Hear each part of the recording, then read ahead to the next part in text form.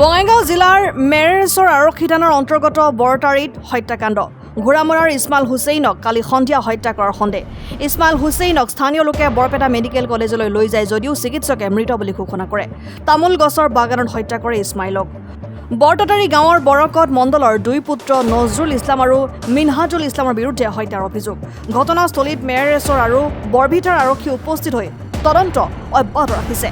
হত্যাকাৰীসহ পৰিয়ালৰ লোকৰ পলায়ন। দোষীক কঠোৰ শাস্তি দিয়াৰ দাবী জনাইছে স্থানীয় লোকে। আমাৰ খুৰাটো ভাই সৰু ইছমাইল হুছেইনক যোৱাকালি বৰতাৰী বজাৰলৈ গৈছিল। বজাৰৰ পৰা আহোঁতে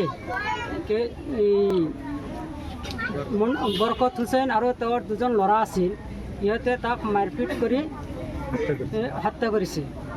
এতিয়া আমি এই হত্যাৰ উচিত বিচাৰৰ কাৰণে আমি আইনৰ আঁৰত ন্যায় বিচাৰক খোজা। আমার ছোট ভাই ইসমাইল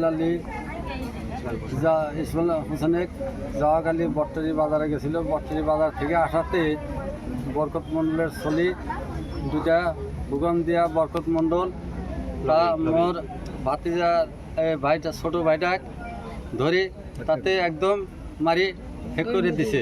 তার ন্যায় বিচার লাগে সরকারের